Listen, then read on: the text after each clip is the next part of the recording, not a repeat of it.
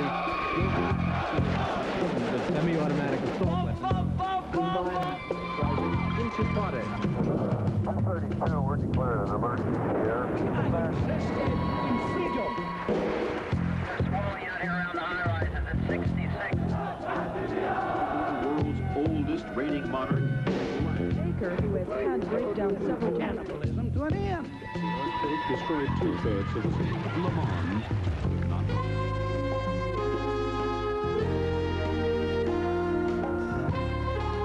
This is the Koppel Report. Television, revolution in a box. Here now, Ted Koppel. The world is in the early stages of a revolution that it has barely begun to understand. We think we know something about the impact of television because it's been with us for 50 years. But recently, television has begun falling into the hands of the people. And what they are doing with it here and around the world is the focus of this program tonight. Produce a videotape camera that is relatively inexpensive and easy to operate, and most of us will do what you would expect us to do. We chronicle and immortalize that which is most important to us, ourselves. No, we don't want water on the camera. Come on, you can do it.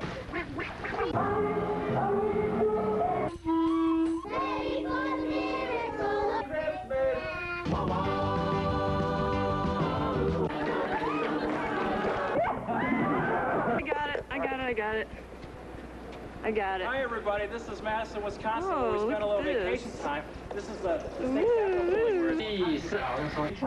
capital. Congratulations to you, Stephanie, and your bat mitzvah, and I hope we live to see your graduation.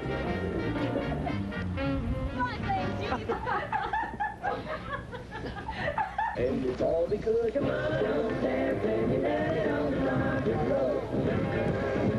Hi, everybody. This is Madison, Wisconsin, where we spent a little vacation time. Right behind me is the. Oh, wait, what's this flashing yellow light? It's a white balance indicator, Jan. Wait, Wait! Don't touch that! People are doing a lot more than just shooting picnics and birthday parties. They're shooting, they're making fictional tapes. They're doing special effects.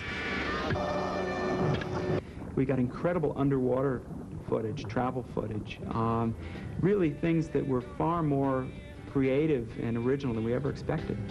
They're gonna make a big start out. Beautiful, that's a cut, that's a cut. Where once only the wedding of a prince and his princess was deemed worthy of recording in its entirety. Well, my sister told me that she would not be in the wedding unless we videoed it, because she said that it was really valuable to her. This year alone, some 7.5 million camcorders will be sold worldwide. Can I get it real fast? Real fast? That's right.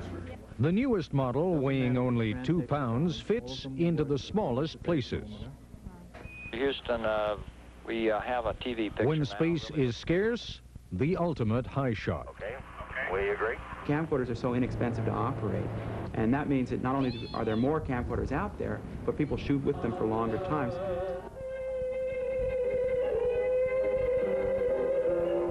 Which makes it easier to capture these kinds of chance events on tape. Indeed, it does. 26 years ago, when John Kennedy was assassinated in Dallas, only one motion picture camera recorded the event. It was an 8mm home movie camera owned by Abraham Zapruder. Think about it for a moment. If something like that were to happen today, 50 home video cameras would capture the event from 20 different angles. With millions of cameras out there today, even though very few are in the hands of journalists, the chances of an important or interesting event being videotaped are much greater than they have ever been before. A commercial fisherman actually found the time to grab his camcorder during this huge storm off the coast of Kodiak, Alaska, to witness another boat going under. He's on the side. Okay, start picking people out of the water. In this case, the police officer put a camcorder on his helmet to document a drug raid. Move your dad. I got time to play. I got hot spot. The camcorder in this electronics store was rolling when it was stolen. Here, drug gang members made a home video they'd later regret. Money, money, money. Tell them to go buy me 3 cars tomorrow. As a matter of fact, we just ride down the street and get them ones away. In this extraordinary example, a mother left her video camera on during a feeding by a babysitter. The case went to court. The tape was used as evidence. But it was also news. TV news directors around the country know a good source when they see one. This house caught fire right down the street from my place. I grabbed my video camera and ran down there as fast as I could. Having people who are not a part of your regular news staff who just supply you with news material, whether they're pictures or words or information. It was simply taking that old idea of the news stringer and marrying it to the realization, the recognition that there is an awful lot of that home video equipment out there. Inevitably, some of those events, randomly shot, recorded almost by coincidence, are of national, sometimes even international interest. Each of these news events was shot with a home video camera. The explosion of a gun turret aboard the USS Iowa. A West German air show collision, shot by 3 home video cameras. The collapse of a tower built for the visit of Pope John Paul to Texas. Holy cow, this whole place is falling down. And the Armenian earthquake. News programs get video they would otherwise have missed. The amateur camera person has a passing brush with the world of video journalism. Another vent right there, plate falling in. And the world at large is better informed. So, where's the rub? We don't always know the motivation of the people who are taking the pictures. If somebody's doing it for a special interest cause, that's very different than a network news person who's trying to be impartial in their treatment of an issue. Meet Sam Labuddy. Now, he makes no secret of his motivation. He is an environmental activist, extremely successful at using his camcorder as a weapon for his cause. A cameraman working for the Marine Mammal Fund took the pictures for this report by ABC's Roger Garris. What you're seeing here has been witnessed by few people who do not work on tuna boats. Just how brutal to dolphins the netting of yellowfin tuna really is. When people see pictures of, say, hundreds of dolphins drowning in a tuna fishing operation or see headless walruses on the beach, they just can't deny it anymore. It's a volatile mixture. Television news organizations always hungry for a hot piece of video, and activists committed to a cause, armed with a camera, and more than ready to give television what it wants. It can be relatively innocuous, as when some British youngsters climbed aboard an unguarded passenger jet at London's Heathrow Airport to prove, they said, just how bad security was. We're out of the plane, and as you can see, nobody knows of our presence here. It can be useful and provocative journalism, as when Paul Guerin witnessed New York police officers near his home enforcing a curfew designed to rid Tompkins Square Park of loiterers. Guerin ran home to get his camcorder and became the first camera person in New York to capture, for the news, what became known as the Tompkins Square riot. I was framing several police officers chasing and hitting one guy with their sticks, and they crossed over in front of me while I was on top of the van. At that point, I guess the police noticed me videotaping, and they came after me and began swinging their nightsticks at my legs. I'm getting down! I'm getting down! I'm getting down! I'm getting down! Let me give me a chance! Give me a chance! Give me a chance! I'm getting down! Give me a chance! The video medium or television has become now democratic in the way that it has never been in our history. And now anybody on the street can catch something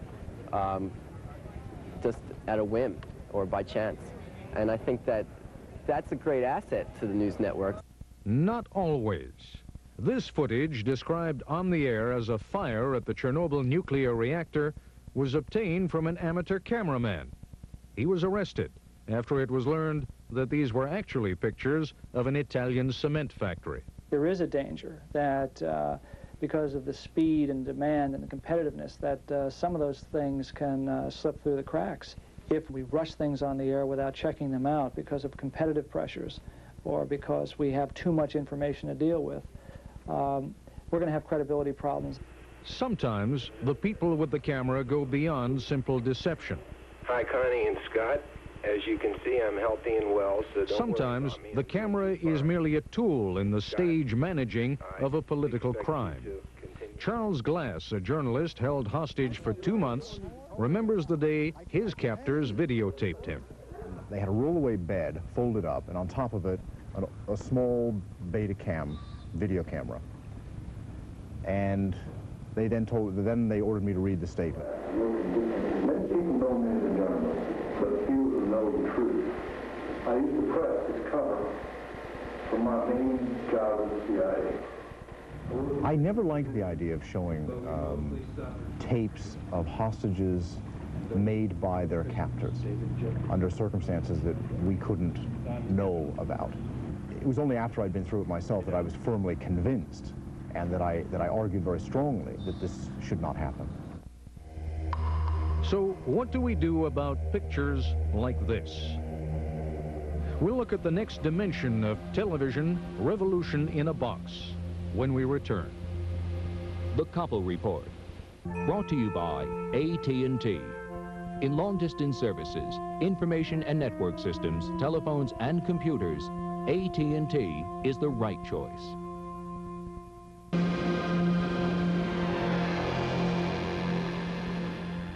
It's a travesty, an outrage, and yet it appears on U.S. television. Why? Because in an open society, no matter how distasteful it may be, you can't keep information out. You can keep people out, but not their ideas, or their message, or their image.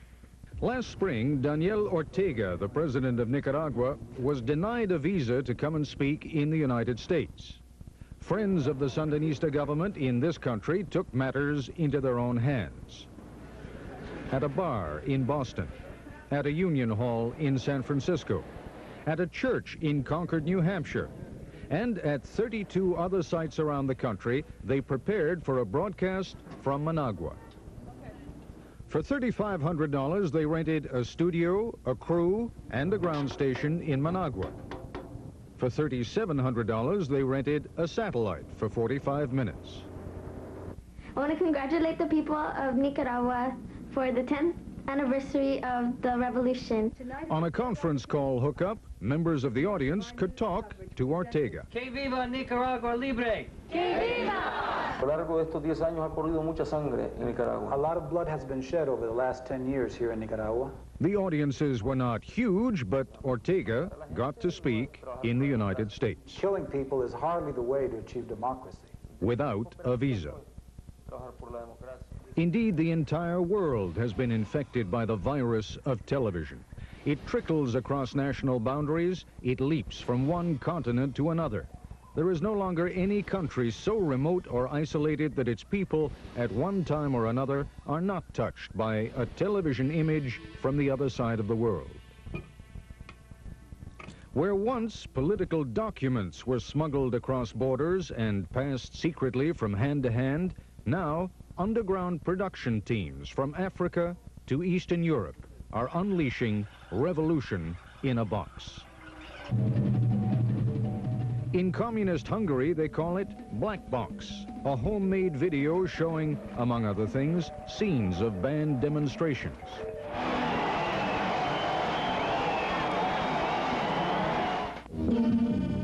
In neighboring Czechoslovakia, the government rules with an even heavier hand than in Budapest. Activist producers mix flashy graphics with MTV-style production to draw attention to their video journal.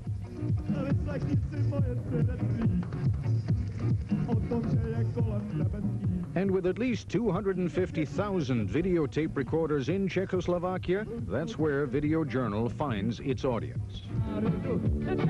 One recent edition satirized the low quality of Czech products by singing the praises of the Czech State Airlines air sickness bags. Another edition of Videojournal captured on a home camcorder this clandestine meeting between Czech and Polish dissident leaders at a secret location in the woods along their common border. George Orwell was wrong. The media, which he predicted would become the instrument of totalitarian control, has become, instead, its nemesis. This footage was made with a camcorder at the National University of Chile. A woman student allegedly shot by Chilean police. This becomes part of a monthly magazine called Teleanalysis, opposing the rule of Chilean dictator Augusto Pinochet. The program is distributed to 300 subscribers, churches, human rights organizations. Each cassette is copied, then copied again, until eventually its producers claim it reaches an audience of 40 to 50,000 a month. It undermines what every dictatorship requires: silence. Paz se logra en democracia. What has evolved over the past 20 years is the capacity of small, relatively powerless groups to wage propaganda warfare at a level once available only to governments. Seizing world attention, they discovered early on, was easy enough. Gaining sympathy was not. Then, in late 1987, whether by accident or design is still not entirely clear, young Palestinians, many of them only children, began engaging Israeli troops in a lopsided battle that they couldn't hope to win. The early stages of the Intifada, the Palestinian uprising, conveyed an image of hopelessness. And that gained for the Palestinians what had always eluded them: international sympathy. The Israelis, recognizing the damage that these images are causing them, have tried to block television coverage. No pictures now. International news agencies, inhibited in their coverage, have begun handing out small, easily concealable home video cameras to Palestinian amateurs.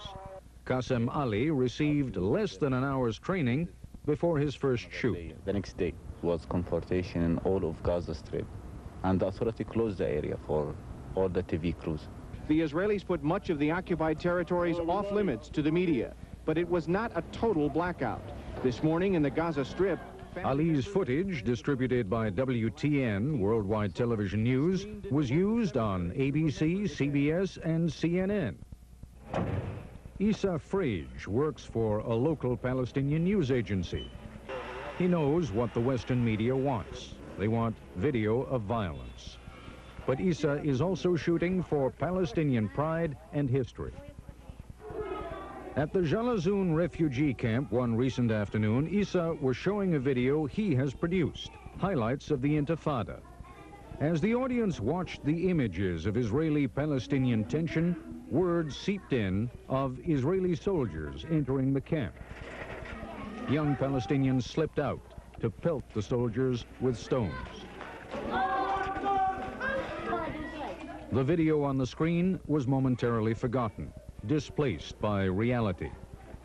But in Israel, as in so many other parts of the world now, the television camera does more than simply record events. It is a weapon.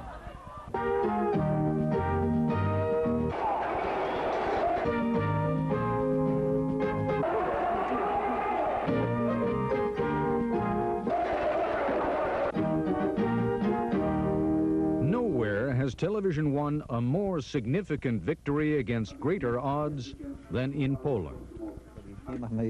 We have television, satellites, and other media, and we have to learn how to use these tools properly. We'd be lost without them. We couldn't live without them. When today we're talking about victories, that's due at least 50% to the media. Only 8 years ago, Solidarity, which now controls the government, appeared to be dead, crushed. The union was outlawed, any mention of it banned from Polish state TV. The leadership had been arrested or driven underground, and it was underground that they prepared alternative sources of information. In those times, we would go to a church and watch some tapes from the underground. Up to 1,000 people would surface and you know, watch it. Sometimes people don't have a car. They want to have a VCR first, because it is their eye to the world. Although one VCR could cost the equivalent of the average Pole's annual salary, 5 or 10 people would split the cost. The VCR, almost by definition, undercuts state control of the media, because cassettes are handled privately, distributed privately, and viewed privately. They are uncensorable. There is no Berlin Wall for audio and video doesn't lie. The government denies things. This is not true. Solidarity is lying.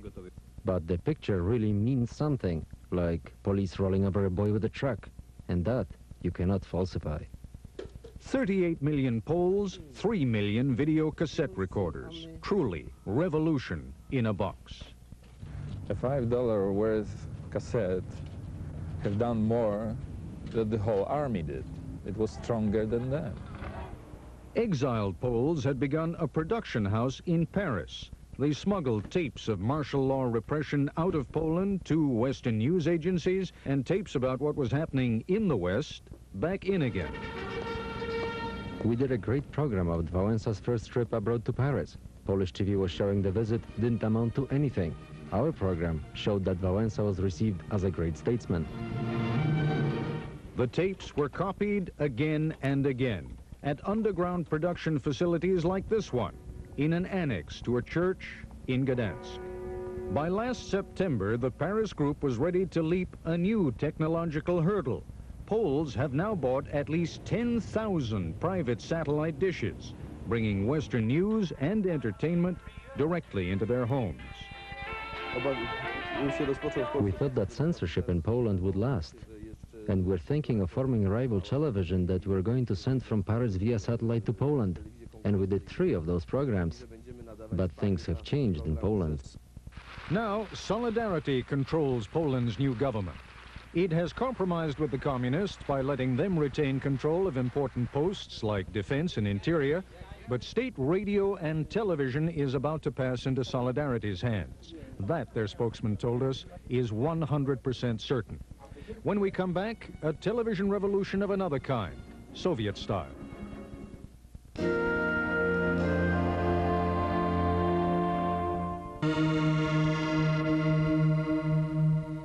Some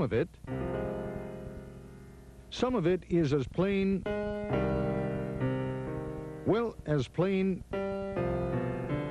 as the nose on your face.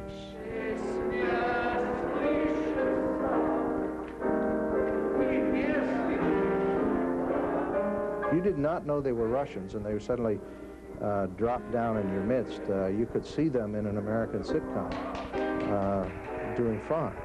Roger Ailes, campaign media advisor to George Bush.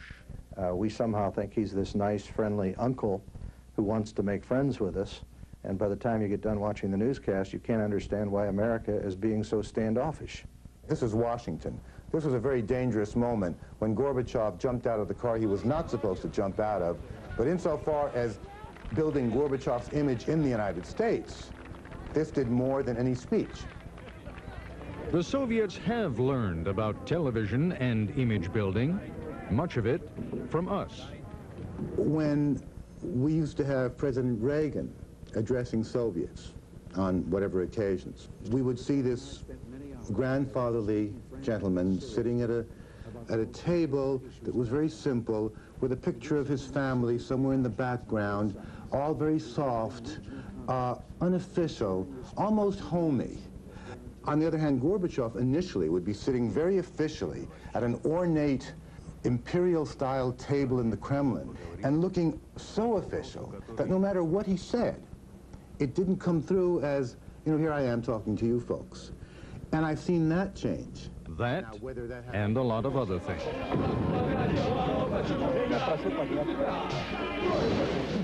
There are such improprieties in nominating candidates that they are closing the doors for the working class. And they claim they are the working people, that the Soviet people are the bosses. But whatever they do, they don't ask the Soviet people. Television is being used in and by the Soviet Union as never before. It began to change significantly after the accident at the Chernobyl nuclear plant in 1986. It is not glasnost. It is forced glasnost. You know and we know that it took the Soviet Union several days to acknowledge the fact that there had been this terrible disaster. Indisputably, what gets on Soviet TV now is breathtakingly different. These scenes have been shot in the city of Spitak, Armenia, literally only a few moments after the onslaught of the earthquake. Here's the new boss of Soviet state radio and TV in his first interview. You may not believe me, but I'm seriously considering getting a preacher on the television on Saturdays or Sundays to preach about goodness, about happiness, about honesty, about having a conscience, about love.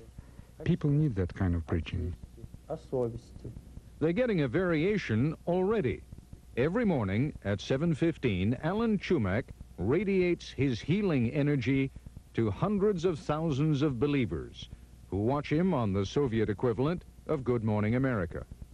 Don't rush into the hustle and bustle of the day. Don't be in a hurry to spoil your mood. Smile more. Smile to each other. This is an extremely popular late-night program called Vzglad, or Viewpoint. In this segment, the ethnic unrest in Soviet Georgia. We'd like to show you a clip from an amateur video. There are about 8,000 demonstrators in front of the central government building. There was a clash between demonstrators and troops. The militia units used billy clubs, military shovels, and tear gas. As a result of the clash, 16 people died. Among them, 14 were women, one of whom was pregnant. Part of the strategy has clearly been to activate people, to get them to speak more, get them more creative, get them playing a political role and more active rather than passive. Among the most electric programs is something called 600 Seconds, which appears on Leningrad television. Its host is Alexander Nevzarov. It is very seldom that we have a program without sensationalism and scandal, since our life is full of scandals because of the complete collapse and degradation of the social system. We followed Nevzarov and his 600 Seconds crew as they paid a surprise visit to a chicken processing plant in Leningrad. What they found were chickens dying of malnutrition and disease, while others fed on the remains of the dead chickens. What you see here in a country where there are chronic shortages of food, where every piece of meat, be it poultry or any other kind of meat, has to be counted literally, this is hard even to conceive. In a nation where consumer protection is low and frustration is high, the opportunity to let off steam on television serves as a safety valve for public frustration. I don't want our television to play the role of a peacemaker, a do-gooder, because I see that there's still a lot that needs to be destroyed, criticized. Bureaucracy, conservatism, embezzlement, crime, and there is still a lot to clean up, and TV must do the cleaning up. Progress in some places is a little slower than in others. Vremya, the only national evening news program, has a massive audience, perhaps 150 million viewers every night. And it does now cover delicate issues like ethnic unrest and the recent coal miners' strike. The number of striking workers in the Donetsk region has sharply increased during the last 24 hours. By the end of the day, almost 30 mines have joined the strike. Television coverage was very slow because, again, the instinct of the television management. This is new. What do we do with it? How is the boss going to react? The boss, Mikhail Gorbachev, is the architect of all this change, and anyone who thinks it is a simple public relations device wasn't watching Soviet television when Gorbachev ordered something unprecedented to happen. Live television coverage of the Congress of People's Deputies. It was the biggest television event in Soviet history. We are obliged to honor the memory of tortured and executed fellow citizens. There are tens of thousands of our innocent people who have been murdered. Mankind has never known such crimes. There is no question that we need access to KGB archives, but even today they are totally sealed. It was like the 7th day of the World Series. People were glued to their television sets. You would go to a restaurant and a television would be set up in the restaurant. People would be eating without speaking to their table partners. What Gorbachev has set in motion at home and abroad is quite extraordinary. Gorbachev hasn't had any special schooling, special training, special rehearsals. His big advantage is that he does this naturally. He doesn't play as a politician, he is one. He doesn't show sincerity, he simply is a sincere person. His charm, his openness, his ability to speak frankly and directly to people is something that comes naturally to him. And that's his chief advantage. I think he's made a difference. I think it is less clear that that is a difference that continues to last. I think partly we in the West, not just Americans, are beginning to see he's got terrible problems at home, that he can perform well on television, but he hasn't necessarily performed terribly well in changing the Soviet economy. Setting up an advertising agency in Moscow, for example, is a genuine triumph of hope over expectation. Gary Barant is CEO of the first U.S.-Soviet advertising agency, Young and Rubicam Severo. Certainly the television network is anxious to have commercials on the air. Unfortunately, it's going to be a while before that happens, because what the Soviets need to understand better is that advertising is about selling. And without products on the shelves, there's no reason to invest in advertising or television time. Soviet television did run an ad for DuPont Teflon pans last winter, and the response was encouraging. Lots of buyers, but unfortunately, not enough pans on the shelves. So why is Young and Rubicam setting up shop in the Soviet Union? We are helping bring Western companies and Western products into the Soviet Union. That, in a nutshell, is Gorbachev's gamble, and television is his weapon of choice. The West needs to be convinced that there is a new, non-threatening Soviet Union. Watch them withdraw from Afghanistan. See them tolerate a non-communist government in Poland. Listen to them reject their totalitarian past and adopt a more open attitude toward labor strikes and ethnic unrest. The Soviet Union needs Western technology and investment. It needs to cut its own defense spending. It needs to unravel and restructure its own stifling bureaucracy. And those are the messages that Soviet television is reflecting. Unquestionably, television is a part of the mechanism of perestroika and a direct part of glasnost. Take away from our social life newspapers, magazines, and television, and no glasnost will remain. This second Russian Revolution has been inspired and encouraged from the top. But as Vladimir Posner cautions, that doesn't make it irreversible. The genie's out of the bottle, but I think the curtain can always come down. I don't believe in any situation anywhere in the world where a curtain will not or cannot even theoretically come down. Already, in fact, the Soviet public is becoming increasingly impatient with bountiful images and empty shelves. When we come back, we'll look at how the U.S. government uses television. The best, right? Wrong.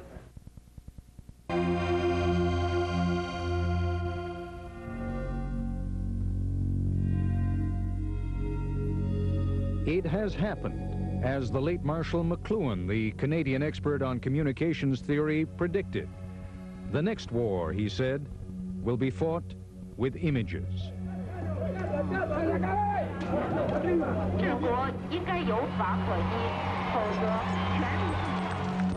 The cannons in the war for democracy are television cameras.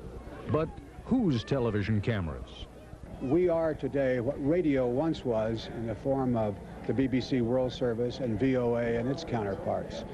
We have moved, and I think are supplanting that radio service now with television news. This year, CNN's so-called satellite footprint became literally worldwide. when the network signed an agreement giving them access to a Soviet satellite, which now beams CNN into the Soviet Union. You have CNN in Gazteleradio. You have CNN in TASS, which is the official wire agency of the Soviet Union, if you wish. You have CNN in the Ministry of Foreign Affairs. Information.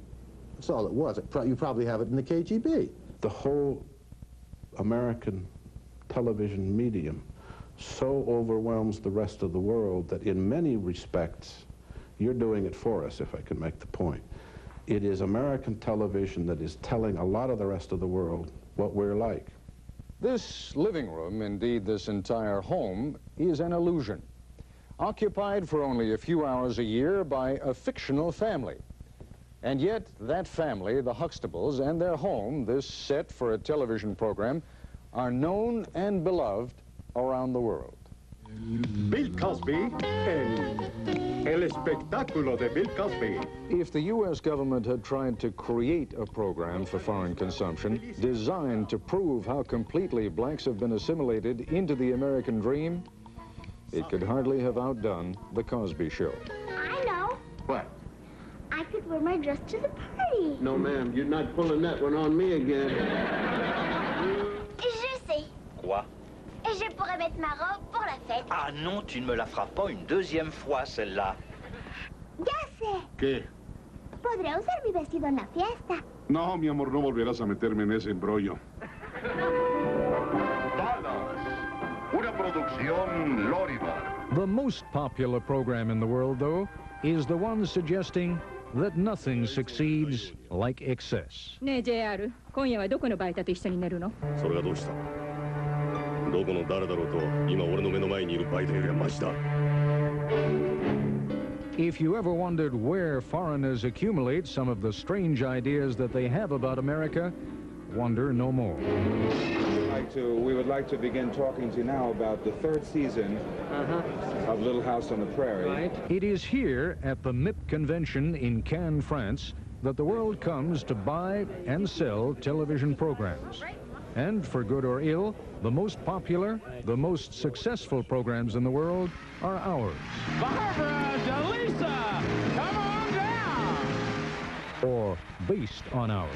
Julia Jauregui Gutierrez, a jugar! Perhaps some of the reason why democracy is on the rise throughout the world is that democratic nations have been the most successful in dominating the entertainment airwaves of various countries. Capitalist and democratic values are encoded in the television programs. The passion for American programs is so great that when the cast of The Bold and the Beautiful arrived in the Greek capital of Athens for an autograph signing session, an estimated 50,000 people showed up. Indeed, some European countries are trying to impose a quota on the number of American shows, programs, they claim, which are polluting the cultural atmosphere of their countries. The product may not always be regarded with admiration, but American skill at marketing is. I appeal to the citizenry of the Republic of the Philippines to side by your government. The man who wanted to stay in office, the woman who wanted to win that office, and the man who wants to replace the woman who won that office, all hired American PR firms to help them do the job. U.S. expertise from political campaigns to image repair is sought around the world. Still, the U.S. government has its own agenda around the world, one that is not met by the private sector in advertising, PR, or the television networks. They have a slightly different objective. They're talking about ratings competitively, and it's a rating war that will lead you to putting on, if you have to, murder by lamplight or sex and violence in the twilight kinds of programs if it builds a rating. The issue for them is money and profit. Our issue is America. And the government sells America through WorldNet, the television arm of the USIA. And what do they beam out on its state-of-the-art, 24-hour-a-day, 7-day-a-week facility? There are two classes of planets in the solar system, the inner... A little bit from NASA. Good morning from Washington. Wholesale price. A little from the Chamber of Commerce. I yield myself 30 seconds. A little bit of Congress. Good evening, everybody. I'm George Michael, and welcome to the Sports Machine. And the George Michael Sports Machine. The George Michael Sports Machine? Well, USIA gets this material for free. In point of fact, the only original programming done by WorldNet, the only programming, in fact, that they are allowed to do, are these satellite press conferences, where foreign reporters are brought into a U.S. embassy and given the chance to interview guests, usually U.S. officials, in Washington. If the reporters use the material, the broadcasts can have a wide impact. But as mass media programming, they're sort of limited. That means that as many people as you might be able to crowd into an embassy to see a particular program are going to be the viewing audience in any one place. USIA's previous director, Charles Wick, a Reagan family friend with a Hollywood background, did experiment with television. Let Poland be Poland. A program transmitted this evening all across the world. But Congress felt squeamish about this star-studded 1982 production. It confirmed their suspicion that Charlie Wick was too showbiz. And it did not help when, in subsequent years, Wick made extravagant audience claims for WorldNet. The problem we had was they lied to us. We told them to bring us a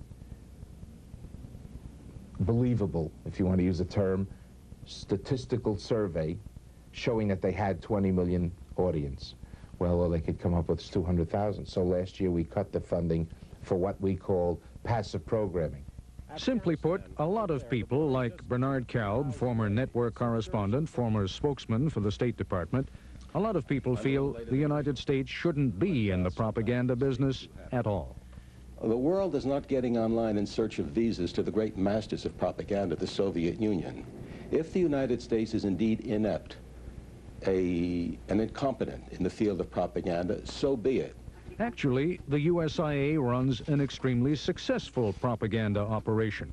180 hours of programming in 43 languages aimed at 162 countries, every day, on radio, Voice of America. Less than 5% of USIA's budget goes into what America does so well, marketing on television.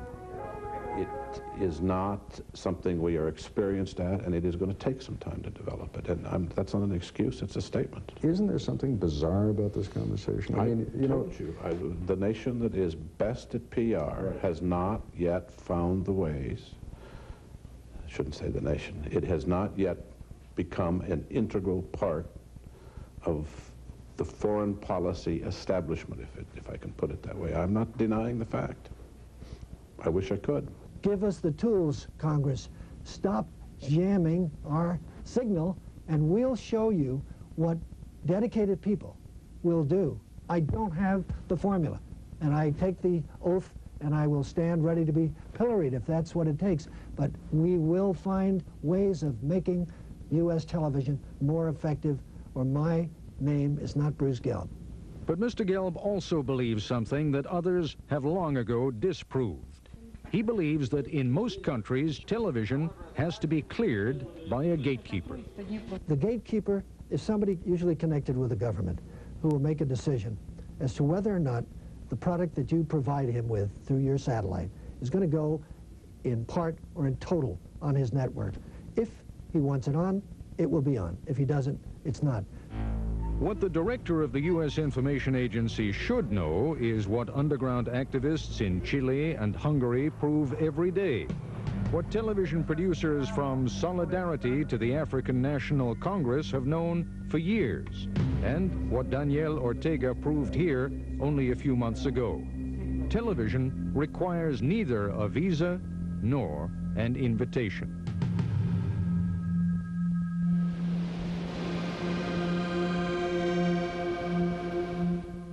As events here in Gdansk, Poland have demonstrated over the last few years, television is an incredibly powerful instrument for change. But beware, because the same technology that is used to reveal truth can also be used to conceal it. to confuse reality. I have never been to Gdansk. What you're watching is the product of something called the Ultimat, which creates a composite of two separate video elements. I'm actually standing in a television studio, thank you, where this electronic image has been created. The Ultimat is still quite expensive, time-consuming, and complex, but now, take a look at this. This illusion of a person in a location they've never visited was created by a home video camera that will be available this month for less than $2,000. One camera, two lenses. Manipulation or altering reality is now within the budget of almost any political group in the world. And this is something we used in Beijing, the pixelator, which allowed us to transmit still frames from a videotape over a telephone line after the Chinese denied us access to a satellite. In a few years, we'll be able to feed moving videotape pictures over a phone. Think about that. To prevent videotape from getting out, a country would have to close down its entire international phone system. And in places where phones are unavailable, all you need is this suitcase-sized satellite dish. With this, one person can uplink still video images to a satellite from anywhere in the world. And moving pictures, just a matter of time.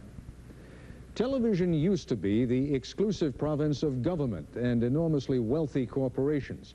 They decided what you saw and when. Not anymore. Television has fallen into the hands of the people. They haven't quite mastered it, but they will. The technology is becoming more affordable and accessible. A form of television democracy is sweeping the world, and like other forms of democracy that have preceded it, its consequences are likely to be beyond our imagination. I'm Ted Koppel. Good night. When people... Revolution in a Box has been brought to you by AT&T. In long-distance services, information and network systems, telephones, and computers, AT&T is the right choice. Tomorrow, don't miss Illiteracy, Louisiana Tragedy, an Eyewitness News special report at 6:30 p.m. on Channel 2. And wake up to Baton Rouge's clearest weather forecast and Channel 2 meteorologist Bruce Katz on TuneIn at 6 a.m. Now stay tuned for the Eyewitness News Night Desk at 10.